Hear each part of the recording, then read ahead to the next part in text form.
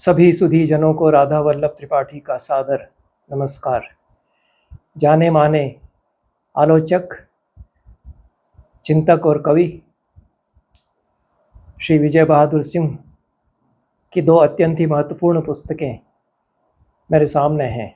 दोनों ही पुस्तकें हाल ही में छपी हैं। पहली किताब महाभारत कथा वर्ण जाति एवं स्त्री 2026 में सस्ता साहित्य मंडल से इसका प्रथम संस्करण प्रकाशित हुआ है। 400 पृष्ठों की यह पुस्तक है। इसके प्रकाशकीय वक्तव्य में सचिव सस्ता साहित्य मंडल की ओर से कहा गया है, आदरणीय प्रोफेसर विजय बहादुर सिंह ने मौजूदा समय और समाज के विमर्शों को केंद्र में रखते हुए महाभारत का विश्लेषण और मूल्यांकन किया है। स्वाभाविक है कि वर्ण, जाति और स्त्री उनके विवेचन के प्रमुख बिंदु रहे हैं। मानवेतर श्रेणियां, यक्ष, गंधर्व, अप्सरा आदि एवं मूल धारा से अलग जन समाज भी उनके चिंतन का विषय रहे हैं, क्योंकि वे महाभारत को समग्र संदर्भों में तलाशते हुए पाठकों की जिज्ञासा को जगाना और उन्हें महाभारत को जानने के लिए प्रेरित करना चाहते हैं। यह महाभारत का एक समग्र दृष्टि से अध्ययन है जो पिछले कई वर्षों के विजय बहादुर जी के परिश्रम का फल है। वो महाभारत आखिर क्या है यह वे बताना चाहते हैं। वे महाभारत कथा के बारे में कुछ आधारभूत बातों से बात आरंभ करते हैं और कैसे महाभारत का उपक्रम हुआ, सूत जाति का क्या अवदान है महाभारत के वर्तमान कलेवर में, इसकी चर्चा वे उचित ही करते हैं। 5 खंडों में यह पुस्तक विभाजित है।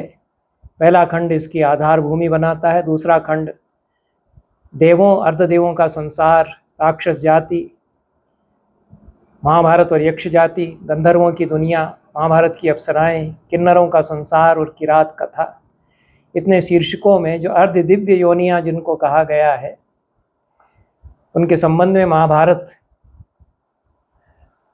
में प्रस्तुत जानकारियों के साथ एक समाजशास्त्रीय दृष्टि से विश्लेषण प्रस्तुत किया गया है। मूल महाभारत का गहरा अध्ययन करते हुए और जो आधुनिक अध्येताओं द्वारा विमर्श महाभारत को लेकर के किए गए हैं, जिनमें शांति कुमार, नानूराम व्यास, वासुदेव शरण अग्रवाल आदि हमारे समय के जाने माने अध्येता हैं प्राचीन भारतीय वाङ्मय के, और कुछ आधुनिक दृष्टि से संपन्न प्रखर आलोचक और अध्येता भी इसमें शामिल हैं। महाभारत और नाग जाति और महाभारत की संशप्तक जाति शीर्षक से तीसरा खंड है। इसी में निषाद जाति और उनकी कार्यकारी भूमिका, इस पर भी बात की गई है। और ये बहुत ही महत्वपूर्ण चर्चा है, नाग जाति का कितना महत्व है पूरे महाभारतीय समाज में, और भारतीय समाज में उनकी उपस्थिति वैदिक काल से लगाकर आज तक कितनी बड़ी भूमिका निभाती रही है, इस पर बात विजय बहादुर जी करते हैं। और चौथा खंड भरतों का अपना समाज, वर्ण व्यवस्था, वर्ण और जाति, कुल और गोत्र, महाभारत के ब्राह्मण एवं क्षत्रिय, महाभारत में वैश्य, महाभारत में वैश्य और शूद्र, महाभारत की वर्ण संकर जातियाँ, महाभारत के विदुर, कर्ण और एकलव्य, महाभारत के शूद्र और चांडाल, और जाति की व्यवस्थाएं, उनको लेकर महत्वपूर्ण सवाल इस पूरे खंड में उठाए गए हैं। और हमारे समय तक की स्थितियों का परामर्श इस पूरी परंपरा की पृष्ठभूमि में विजय बहादुर जी करते हैं। 5वें खंड में महाभारत काल में स्त्री को लेकर के नियोग और कुंती, द्रौपदी और गांधारी, इनके चरित्रों का विश्लेषण किया गया है। महाभारत की जातियों के संदर्भ में उचित ही विजय बहादुर जी कहते हैं कि भारतीय समाज का निर्माण ऐतिहासिक विकास के क्रम में हुआ है, हमेशा से चली आती किसी सनातन अटूट व्यवस्था का परिणाम यह नहीं है।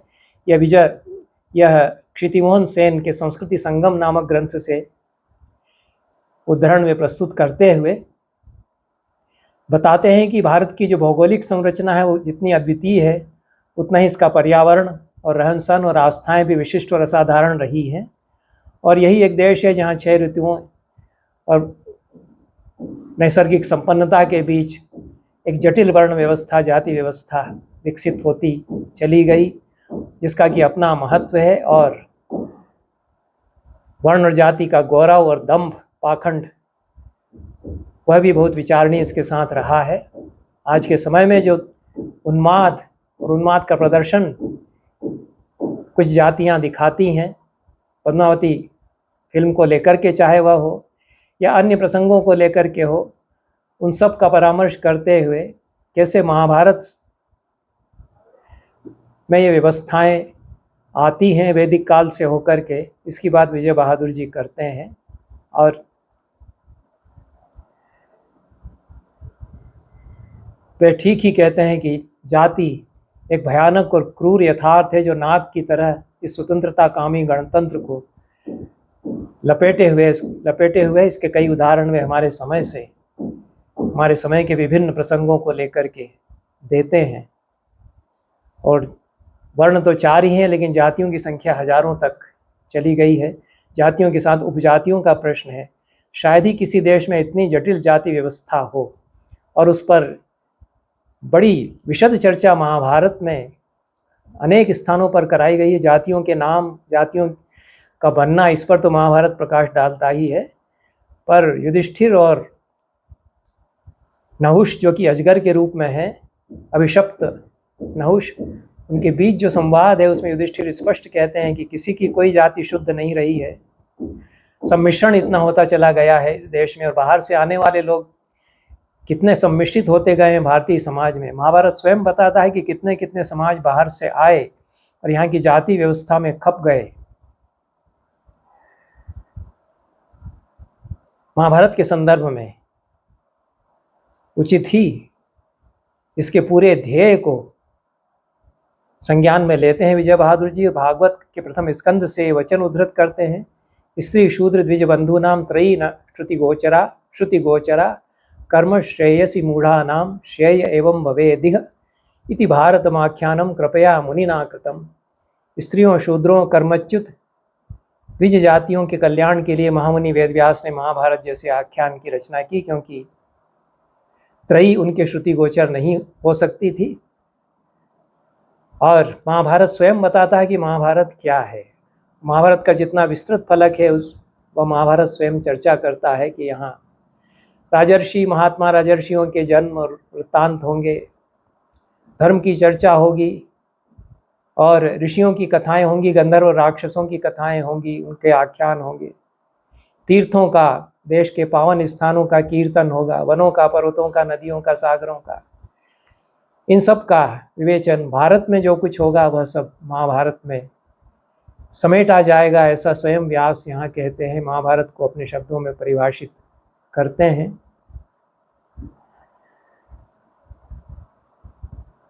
अनेक दुर्लभ प्रसंगों की मीमांसा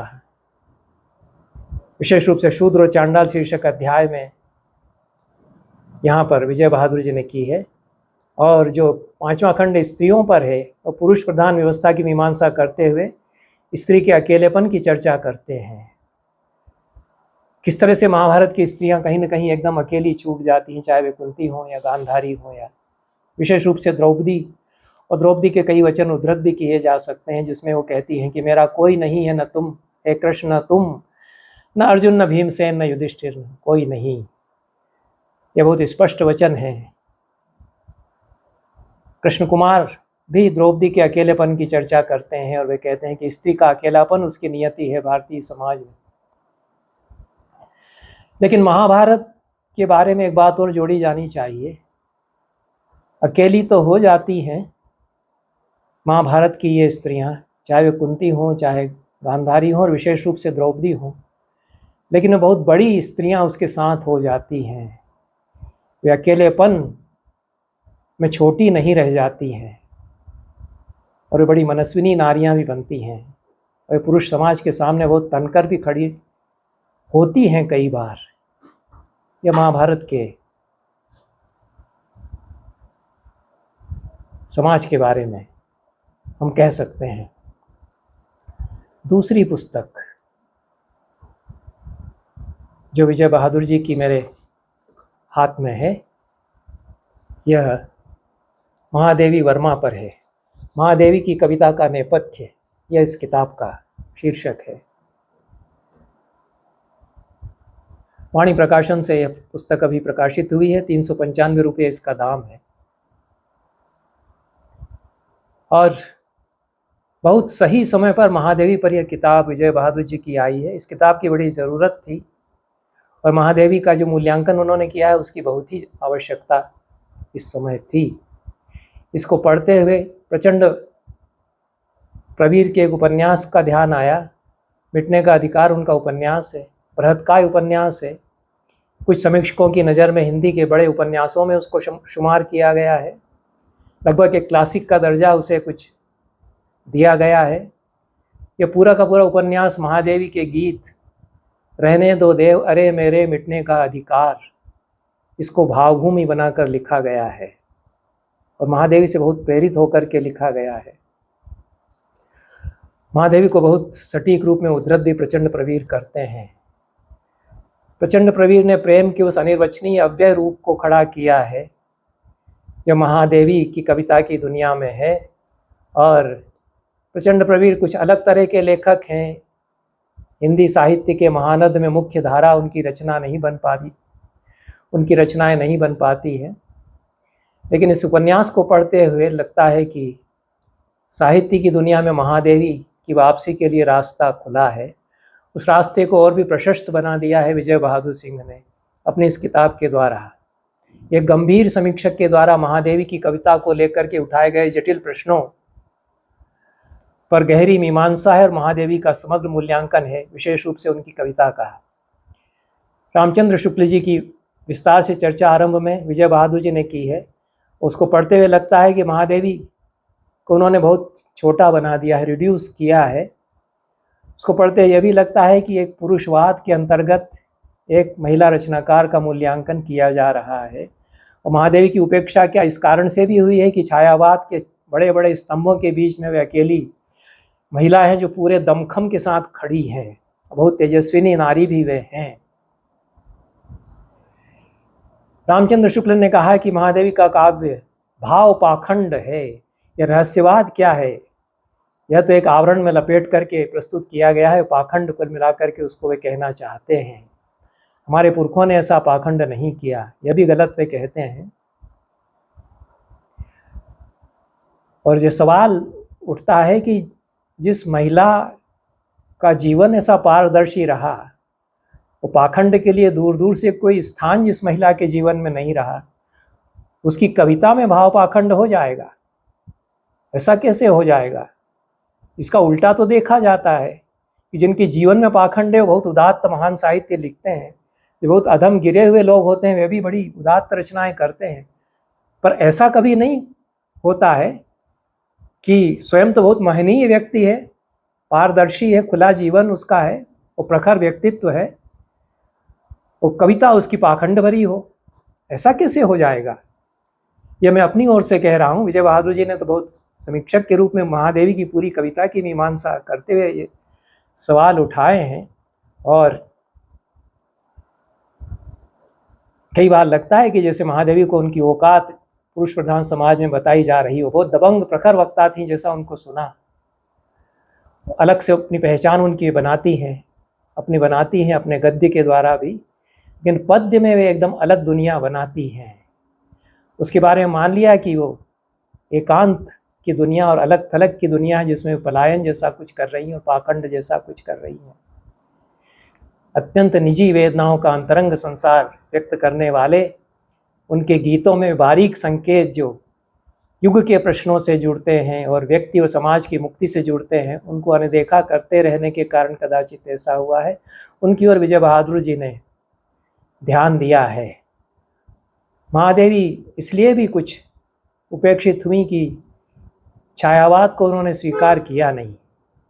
ये तो उनके अपने व्यक्तित्व की स्वतंत्रता थी और अपने दमखम के साथ अपनी कविता को लेकर के वे खड़ी हो रही थी। उसकी व्याख्या भी वे कर रही थी। रामचंद्र शुक्ल को उन्होंने अच्छा जवाब भी दिया है, उसको देखा जाना चाहिए। उनकी सारी कविता संग्रहों की भूमिकाओं में और चिंतक बहुत अच्छी हैं, वे विचार करती हैं कविता की नियति पर।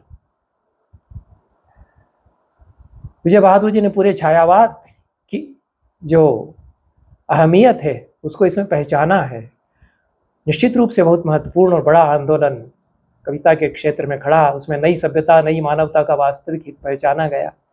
गांधी जैसे महामानव की चिंताओं में हाथ बटाया और एक समानांतर शब्द संस्कृति की रचना की, जैसा विजय बहादुर जी कहते हैं। महादेवी इसमें कहीं प्रसाद निराला के साथ नहीं खड़ी थी, वो अलग थी, यह सही है।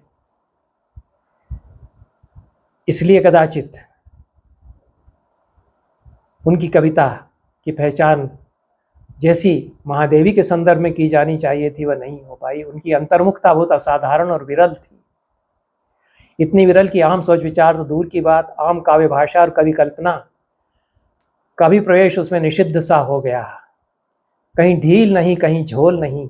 महादेवी की जो साधना है, काव्य साधना है, निराला और प्रसाद में झोल आ सकता है, महादेवी की पंक्तियों में नहीं आएगा। ये जो साधना है, सतर्कता और चिंतन की प्रमुखता, धीरे धीरे उसमें आते जाना, रहस्यवादी दार्शनिकता में ढलते जाना उनकी कविता का, तो यह एक सुख दुख मिश्रित ऐसी स्थिर मनोभूमि में रूपांतरित हो जाती है उनकी कविता। अलंकार लगातार निखरते चले जाते हैं। एक सिद्ध गायक, एक सिद्ध साधक के शिखर पर वे पहुंचती है, और जहां वे पहुंचती हैं वो कदाचित सामान्य जनों के लिए अगम्य रह गया।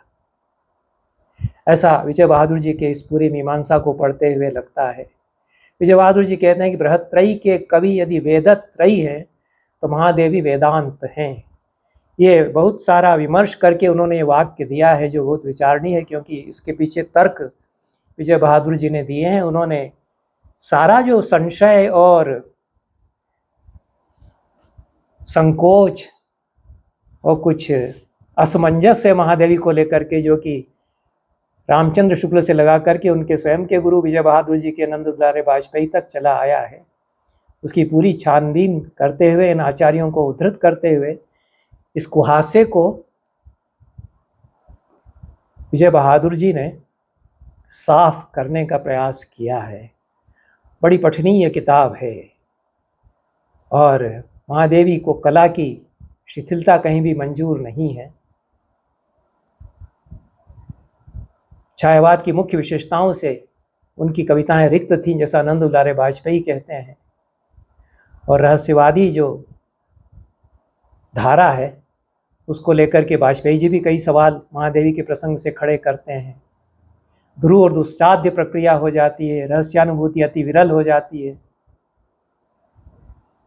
और रहस्यवाद कुछ अबूझ सा होने लगता है। यह महादेवी का काव्य मन शीर्षक अध्याय में वाजपेयी जी को उद्धृत करते हुए विजय बहादुर जी उनके वचनों की मीमांसा करते हैं। महादेवी कल्पनाओं का सुंदर लोक रचती हैं, पर पंत जो स्वयं इस दौर के महत्वपूर्ण कवि हैं, वो भाव पाखंड नहीं मानते, बड़ी महत्वपूर्ण बात करते हैं। उससे पंत की समझ कविता की कितनी साफ है यह भी पता चलता है। पंत की भाषा में कहें तो महादेवी चिरंतन भाव यौवना कवयित्री हैं। पंत ही हमें सुझाते हैं कि महादेवी की वेदना का कारण हमें आत्मा परमात्मा में नहीं, वर्तमान अविकसित संकीर्ण मरणोन्मुखी सामाजिक यथार्थ के निर्मम देश में खोजना चाहिए।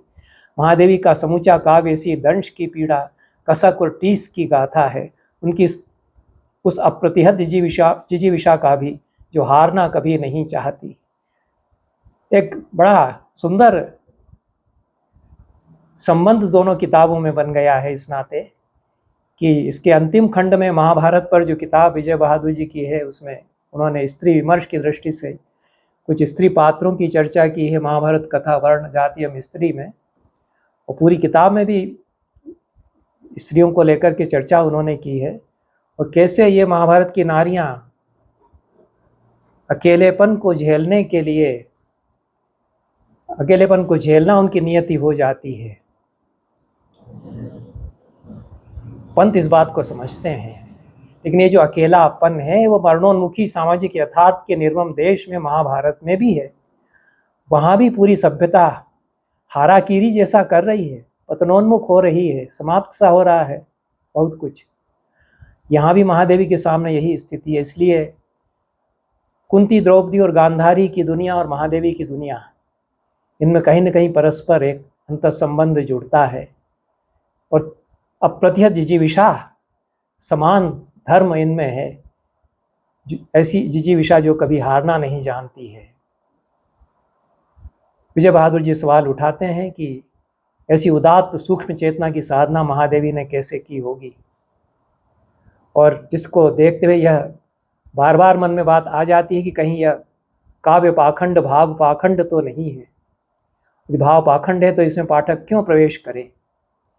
वह बहुत सदा हुआ जवाब देते हैं और इस सवाल के सामने एक प्रतिप्रश्न खड़ा करते हैं कि प्रश्न यह है कि इतने सारे ज्ञान विज्ञान और असाधारण प्रौद्योगिकी के रहते हुए साहित्य और कलाओं के लिए कोई गुंजाइश और जगह फिर भी क्या बची रह गई है। यदि जगह बची रह गई है तो उसमें महादेवी खड़ी रहेंगी। यह मैं अपनी ओर से जोड़ रहा हूँ विजय बहादुर जी की बात में। विजय बहादुर जी कहते हैं कि मनुष्य चूंकि एक सांस्कृतिक जीव भी है, इस नाते वह सिर्फ उस जड़ और प्रदत्त व्यवस्था से संतुष्ट नहीं हो सकता जिसका नाम एक सभ्यता है।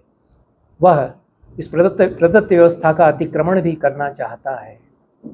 वह जो अतिक्रमण और अतिगामी चेतना है कवि की, और कवि अपनी साधना से जो अतिक्रमण करता है, वो महादेवी में हम देखते हैं।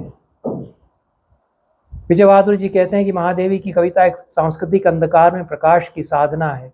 यह अंधकार जितना आक्रामक और जहरीला है, उनकी कविता उतनी ही नीलकंठी और उसमें अंधकार से लड़ने का आवाहन और आत्मविश्वास भी उतना ही प्रबल है। वह एक ऐसी जुझारू भाषा की ओर निरंतर बढ़ती है जिसका प्रतीक दीपक है। और महादेवी की कविता से वे उदाहरण भी देते हैं, और यह दीपक की लो कैसे अपने युग की जो अंधियारे की छायाएं हैं उनसे लड़ने के लिए जल रही है। यह कविता में महादेवी साधती हैं। महादेवी, विजय बहादुर जी कहते हैं, अपने काव्य में इसी समष्टिगत एकता का ऐसा ताना बाना रचती हैं जो समकालीन विश्व राजनीति की परस्पर विरोधिनी शक्तियों की प्रचंड भीड़ के विरुद्ध मानव और प्रकृति की अंतर्निहित एकता का सौंदर्य दर्शन हमें करा सके। और महादेवी को उनकी यामा, दीपशिखा आदि कविता संग्रहों की भूमिकाओं को उद्धृत करते हुए फिर से रामचंद्र शुक्ल के वचनों की मीमांसा करते हैं विजय बहादुर। वे कहते हैं कि आचार्य शुक्ल से लेकर पश्चिमी बुद्धिवाद से प्रेरित आधुनिक बुद्धिजीवियों पर महादेवी ने आरोप लगाने में कोई कोताही नहीं बरती है कि भारत और उसकी चेतना के सूक्ष्म इतिहास पर पुनर्विचार की गहरी जरूरत है, जो कतिपय रूढ़ जीवन सिद्धांतों की उपज नहीं है। यह भी कि उसमें गहरी अनौपचारिकता और व्यापक सहजता है। यह एक ऐसी ब्रह्मांडीय संवेदना जहाँ न तो धरती बटी है, न आकाश, जल थल नभ समस्त चराचर गोचर अगोचर सब एक ही में घुले मिले हैं। ये पूरा जो उत्तर औपनिवेशिक भारत है और उसमें हमने सोपनिवेशीकरण जो कर लिया है, वागीश शुक्ल जी के शब्दों में, अपने आप को हमने उपनिवेश बना लिया है। अंग्रेज जो हमें बना गए थे वो तो ठीक ही है, लेकिन वो रामचंद्र शुक्ल और बड़े बड़े हमारे समय के आचार्यों तक प्रक्रिया आई है। और महादेवी अकेली इस जंजाल को और जाल को तोड़ने के लिए खड़ी होती। प्रसाद भी कर रहे हैं ये काम। प्रसाद अपने निबंधों में, अपने पूरे लेखन में और नाटकों में भी यह काम कर रहे हैं। ये बड़ी जटिल समस्या है। महादेवी बहुत बारीकी से ये जो उपनिवेशीकरण, उत्तर उपनिवेशीकरण और सोपनिवेशीकरण के ताने बाने हैं, उनको बारीक कैंची से काटने की कोशिश करती हैं। ऐसा विजय बहादुर जी की किताब पढ़ते हुए लगता है। बाकी तो कितना कहा जाए इस किताब के बारे में। बहुत तन्मयी भवन के साथ महादेवी की कविता की समझ के साथ लिखी गई है, और इसमें अंत में जो एक व्याख्यान है वो तो बहुत ही महत्वपूर्ण है। और विजय बहादुर जी को जिन्होंने बोलते हुए सुना है, वे कई बार जो पूरी आहटें हैं आसपास की, और जो आसपास के लोग हैं, उनके और भी दूर जो लोग हैं, उन सब की आवाज़ें सुनते हुए कई बार बहुत सारी बातें अचानक कहते हैं अपने वक्तव्यों में यह पूरा वक्तव्य जो उनका अंत में प्रकाशित है विस्तृत और विशद है महादेवी की कविता के समग्र मूल्यांकन को लेकर के, वह इस किताब को और भी महत्वपूर्ण बना देता है। लेकिन महादेवी की कविता का ऐसा मूल्यांकन कदाचित पहली बार हुआ है जिसमें कहा गया कि भारतीय ऋषियों के गीतों में जिस प्रकाश की साधना और तपस्या की गई है, महादेवी की कविताओं में उसी की पुनस्मृतियाँ और पुनर्निर्मितियाँ सुस्पष्ट हैं। चल अचल गोचर अगोचर मूर्त अमूर्त स्थावर जंगम का जैसा विश्वसनीय संसार यहाँ हमें अनुभव होता है, उसका कारण वह कवि हृदय है जो सिर्फ तर्क जीवी नहीं है। यह एक ऐसा हृदय है जिसे वे अंतर जगत की मुक्ति कहती है। महादेवी का गद्य जो उनकी कविता संग्रहों की भूमिकाओं में गद्य है, वही नहीं, उनकी श्रृंखला की कड़ियों में और उनके जो अनेक निबंध हैं, उनका जो वैचारिक गद्य साहित्य है, उससे बहुत गहराई से तार जुड़ते हैं उनकी कविताओं के। और किया यह जाने लगा कि महादेवी की गद्य की जो प्रखरता है उसको अलग बाद में समझा जाने लगा कि महादेवी तो गद्यकार बहुत अच्छी हैं, और उनकी कविता की जो दुनिया है उसको अलग थलग करके उससे देखा जाने लगा। महादेवी की समग्र समझ उससे नहीं हो सकी। कि महादेवी की समग्र समझ के लिए एक बड़ी ज़मीन तैयार करती है यह किताब, और इसमें आगे और भी बातें महादेवी को लेकर के की जानी चाहिए। यह एक अच्छा उपक्रम हुआ है। और चिर सजग आंखें उनींदी यह तो है, लेकिन आज कैसा व्यस्त ताना यह भी है, और जाग तुझको दूर जाना है यह उद्बोधन भी है। पंथ रहने दो अपरिचित प्राण रहने दो अकेला, यह भी कहती हैं। लेकिन उन्हीं का यह वाक्य है जिसमें दुख प्रति निर्माण उन्मद या अमरता नापते पद जैसे पौरुष दीप्त अलबेले बिंब आते हैं। विजय बहादुर जी कहते हैं, जिन्हें जरा भी इस परंपरा का बोध है वे महादेवी के कथनों में उन अंतर्ध्वनियों को सुन पाएंगे जो ऋग्वेद की ऋचाओं से लेकर उपनिषदों रामायण महाभारत काल तक ही नहीं, मध्यकाल के महान भक्ति आंदोलन से लेकर 19वीं-20वीं सदी के राष्ट्रीय मुक्ति आंदोलन तक फैली और व्यापी हुई हैं। यह महज संयोग नहीं है कि दोनों किताबें लिखते रहे इस पूरी अवधि में विजय बहादुर जी दोनों एक साथ आई हैं, क्योंकि दोनों के तार जुड़ते हैं। और वे इस महादेवी वाली किताब में ऋग्वेद के ऋषियों की बात करते हैं, उपनिषदों और रामायण महाभारत काल की बात करते हैं, और महाभारत वाली किताब में अनामिका और जो आधुनिक स्त्री विमर्शकार हैं अनेक अलका सरावगी आदि, उनकी बात करते हैं, अनेक आधुनिक लेखकों की बात करते हैं। तो यह पूरे तार वैदिक काल से हमारे समय तक के जिस तरह से विजय बहादुर जी के चिंतन में जुड़ते हैं और वे सही तर्क के तहत जुड़ते हैं, उसके कारण दोनों ही पुस्तकें एक दूसरे से कहीं न कहीं जुड़ाव भी रखती हैं। मैं अंत में कुछ वाक्य और विजय बहादुर जी के पढ़ूंगा, और यह भी इसमें कहना चाहता हूं कि महादेवी वर्मा की कविताओं के अकेलेपन के अनुभव को स्त्री के सामाजिक संदर्भ से जोड़ करके विजय बहादुर जी देखते हैं। इस संदर्भ में वे अनेक आधुनिक महिला कवियों और कथाकारों का स्मरण करते हैं, और वे महादेवी की कविताओं में उनके व्यक्तित्व की संश्लिष्ट बनावट और उनके वैचारिक व्यक्तित्व, इन दोनों के बीच अनोखे तालमेल को भी पहचानते हैं। महादेवी के साथ अन्याय इसलिए भी हुआ है कि उनकी एकांत काव्य साधना की गहराइयों को समझा बूझा नहीं गया, और महादेवी ने अपनी काव्य रचना को कभी हल्के में नहीं लिया। ये बात बहुत सही है, और जितनी गंभीरता से वे काव्य रचना को लेती हैं स्वयं, उसमें वे एक ऐसा अनुभव लोक रचती हैं जिसकी रचना में सनातन भारतीय जीवन का विषादमय यथार्थ गूंज रहा है। इसलिए पीड़ा अकेले महादेवी की नहीं, सीता, शकुंतला और द्रौपदी की भी है। ये विजय बहादुर जी का इस किताब में कथन है, और निष्कर्ष स्वरूप विजय बहादुर जी यह प्रश्न सही उठाते हैं कि कविता यदि सूक्ष्म मानसिक व्यापार होने के कारण आध्यात्मिक होते हुए आध्यात्मिक नहीं तो फिर वह और क्या है। महादेवी की सारी कविताओं में गहरा अध्यात्म बोध देह के बोध के साथ गलबाही करते हुए चलता है। ऐसा मानने में आपत्ति क्या है? इसमें अंतर्विरोध क्यों माना जा रहा है? अंतर्विरोध देखना, मैं ये कह सकता हूँ कि जो क्रिश्चियनिटी से दी हुई मेंटलिटी, मसीही मानसिकता से जो संस्कार आए हैं, क्या उनके कारण आ रहा है। और इस दृष्टि से हमारे यहाँ तो लौकिक और अलौकिक इसमें फाँक नहीं देखी जाती, और एक ही पद्य में लौकिक से अलौकिक और अलौकिक से लौकिक के बीच में एक क्षण में छलांग हमारे कालिदास आदि कवि लगा लेते हैं। आदि भौतिक, आदि दैविक और अध्यात्म में दूरियां नहीं होती। ये एक अलात चक्र में, एक साइकिल में घूमते हुए एक साथ मिल जाते हैं। भारतीय बोध में पश्चिमी बोध है जो इनमें कंपार्टमेंटलाइजेशन या इनमें दूरियां और फाँकें देखता है। विजय बहादुर जी तो यहाँ तक कहते हैं कि रीतिकालीन कविता के सारे उपमान संदर्भ भक्तिकाल तक संक्रांत होते हुए भक्तिकाल में आ ही चुके हैं। यमुना, केली, कुंज, कोकिल ये सब हैं। महादेवी भी इसी परंपरा का पुनः सृजन करती है। भक्तिकाल और रीतिकाल दोनों यहाँ संगमित हो जाते हैं। उन्हें निर्गुण, अद्वैतवादी और रहस्यवादी कहकर उनके काव्य की सच्चाइयों से बचना नहीं चाहिए, उनके भाव सत्यों का सामना करना चाहिए।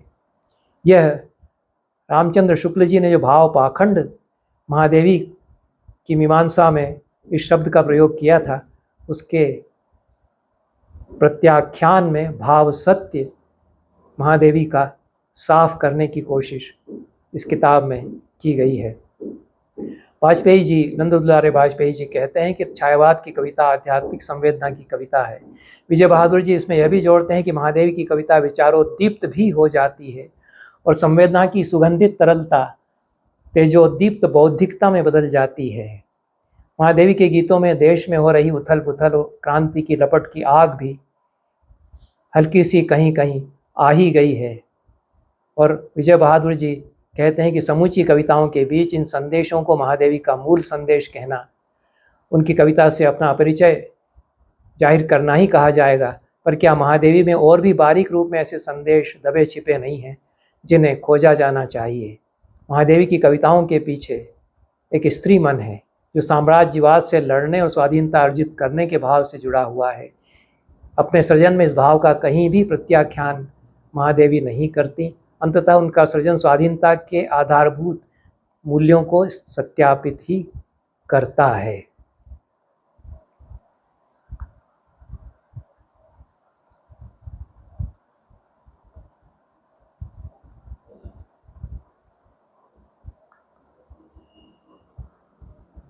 विजय बहादुर जी कहते हैं कि झड़ चुके सुमन, बिखर चुके अक्षत, अपरिमित धूप, अर्घ्य, नैवेद्य, इन सब का चित्रांकन करती हुई महादेवी जब पुजारी विश्व की प्रतिध्वनियों के इतिहास पर निगाह डालती हैं तो उनकी अनुभूतियाँ जिस ठिकाने हमें पहुँचाती हैं, वहाँ ऐसा जीवन सांसों की समाधि पर बचा रहता है। इस पूजा विधान पर तीव्र आक्रामक कटाक्ष करती हुई वे लिखती हैं, मसी सागर का पंथ गया बन, रुका मुखर कण कण का स्पंदन।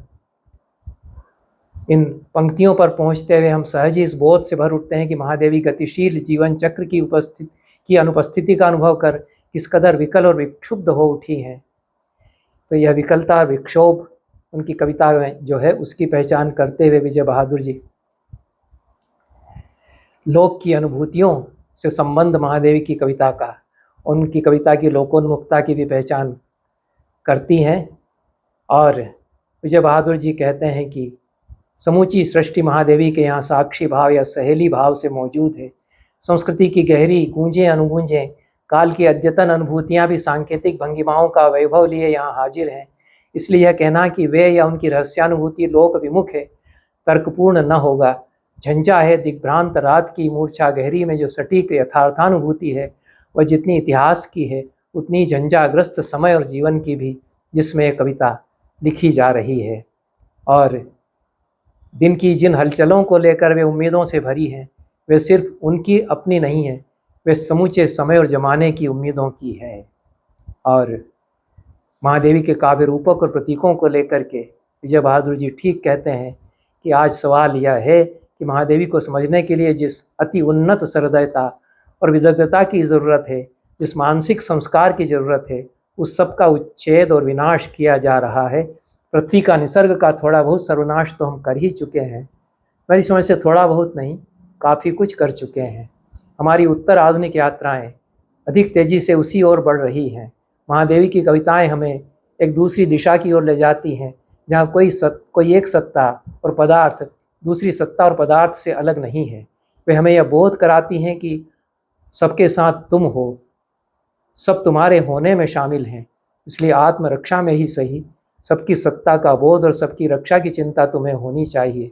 कविता इसीलिए सभ्यता के विकास का औजार नहीं है, वह तो सभ्यता की आत्मा की गहन तलाश और रक्षा की साधना है।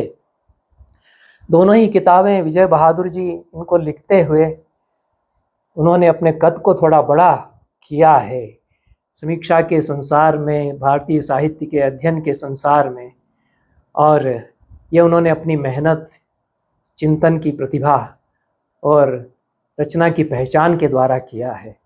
इन शब्दों के साथ मैं यह वक्तव्य समाप्त करता हूँ। धन्यवाद, नमस्कार।